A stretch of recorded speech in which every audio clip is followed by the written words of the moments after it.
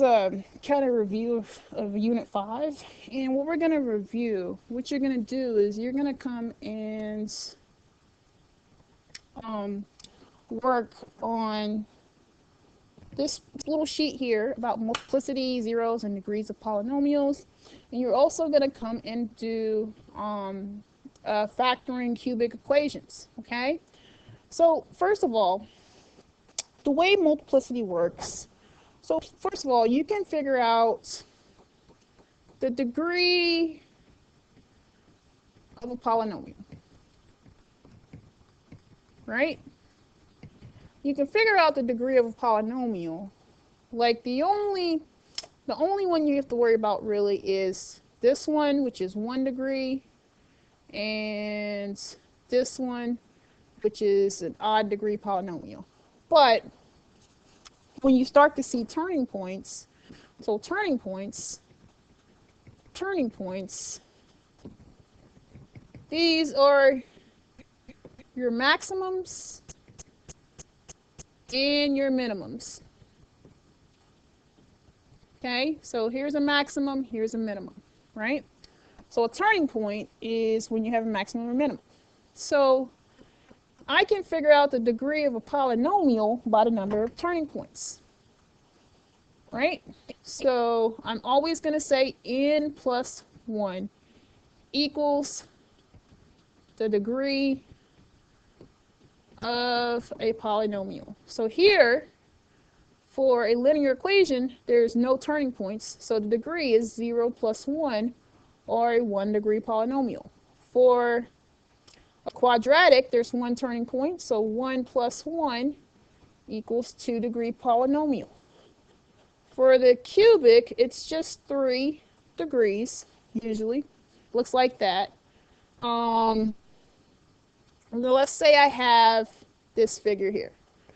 Well, this figure has 1, 2, 3, 4, 5 turning points. So 5 plus 1 equals a 6 degree polynomial.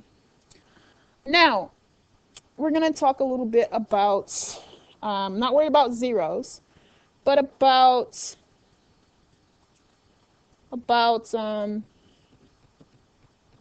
the type of roots. All right? The type of roots.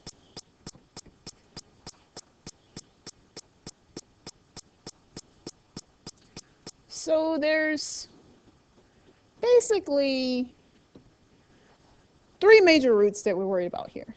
We're worried about the single root, the real roots. Okay?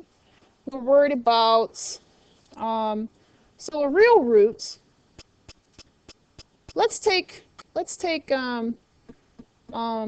picture. A real root, we're going to take the same object and we're going to repeat it.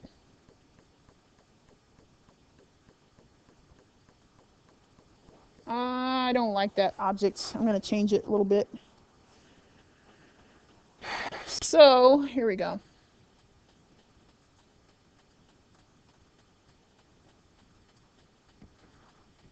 All right. So a real root for this object, I'm just going to repeat it for all these graphs.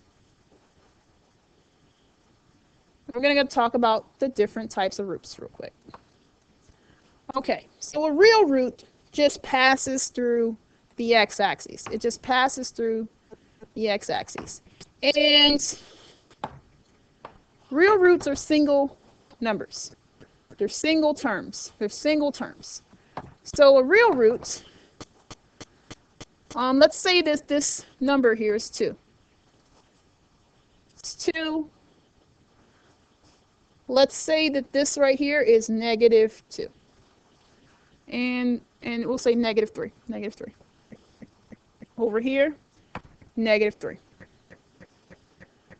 Over here, -3 and 2. Right? So our roots, like our zeros in general, are x equals -3 and 2 and some imaginary numbers. Right? for each one of these objects. But the real root, there's only one real root, and it's at x equals 2. Okay? Now, when we're talking about double roots, this is where you get a turning point. You get a turning point, it hits the x-axis. This is a double root. This is where a double root is created. The reason it's a double root is because it's like saying x equals 3, 3. So there's technically only one number, and it's 3. But it's two roots. It's a double root, but it's the same root. Now, imaginary roots, they occur at turning points that do not hit the x-axis. Imaginary roots occur at turning points that do not hit the x-axis, and there's always an even number of them at each root, because this is where we're talking about imaginary numbers. So if this was, let's say it was -1 plus 2i, then the other root would be -1 minus 2i. There's two distinct roots here. However, with the double root, there's only 3 and 3. So we're going to go back to the actual page and just hit some of those problems real quick. So the degree of this polynomial is 1 turning point plus 1, or 2-degree polynomial. The zeros here, x equals this number, -2. The number of real roots, there's no places where it passes through the x-axis once, so 0. Imaginary roots, 0. Double roots, it bounces back right here. This creates a double root. So there's one double root here. Triple roots, 0. Next one is a 3rd-degree polynomial. The 0 here is x equals 0. One real root. Actually, one real root.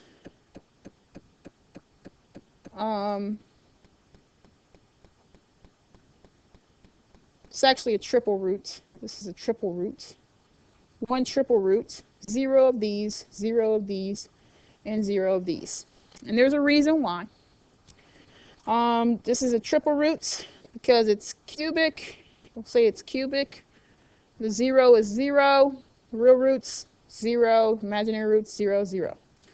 So just for your cubic and your odd degree functions, you have to be careful with those. You have to be careful with those. Let's see. Next one. I have a double root right here at -3. I have, let's make this a 1, 2, 2 plus 1. This is probably a 3rd-degree polynomial, probably more since it's, but there's a double root at -3, so one double root. And there's imaginary roots here because you have a turning point above the x-axis, not on the x-axis. These are doubles. And here's your real roots, right?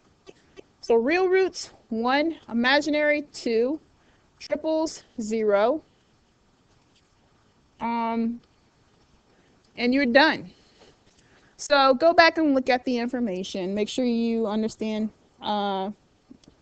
Like if you go back and look at what we just did before, and what I mean by what we did before, what we did initially here, what I did initially here. If you go back and look at it now, it'll make more sense what I'm saying to you. Okay, so it does not hurt for you to go back and review a video. If you're not doing that, you're not making the most of your time. Now for cubics, factoring cubics. So you're going to do this worksheet. So the way you factor cubics, there's the sum of two cubes, and then there's the difference of cubes, right? So the sum of cubes looks like this, a cubed plus b cubed. We want to simplify this, we want to factor this, and we get a minus b times the quantity of a squared plus 2b plus the b squared, right? Then for the difference of two cubes, we have a cubed minus b cubed equals a plus b times a squared minus a times b. I'm sorry, I told you wrong up here. That should be, that was my mistake.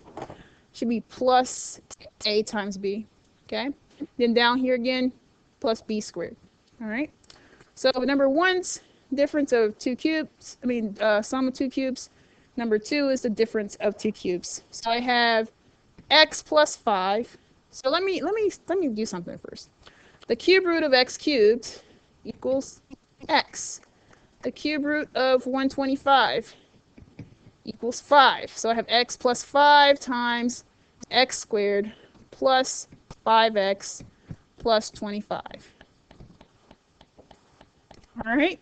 Here, number 2, cube root of y cubed equals y. The cube root of 8 equals 2. So I have y plus 2. Oh, I'm sorry, I messed up a little bit here. That should be subtracted. X minus 5 there. All right. Anyways, y plus 2 times the quantity of y squared plus 2y plus 4. Okay? So I'm not going to do 3 and 4. You can do those on your own. I want to hit up this factoring the polynomial by grouping. So you always pick your two big terms and then your two small terms together. You have x cubed minus 3x squared here. You group them together. And then over here, you have 6x minus 18.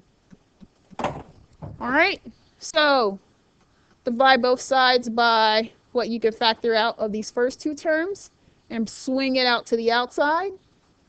And I bring that down, x squared times the quantity of, if there's 3 x's up top, you're taking 2 away, you're left with 1 minus 3. And then you're factoring a 6 out of here, so you write positive 6.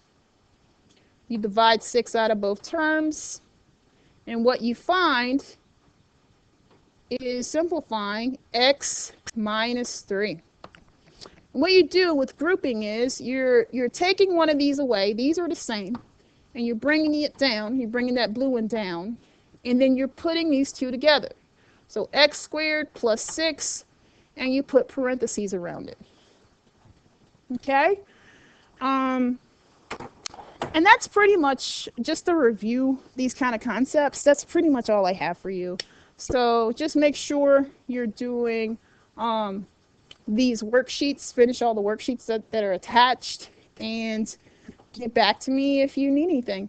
And if you get stuck, I would say go to YouTube and Google, for example, grouping, sum of two squares, difference of two squares, the multiplicity stuff. That you should definitely just touch base with me on that. Have a great day. Thank you for watching.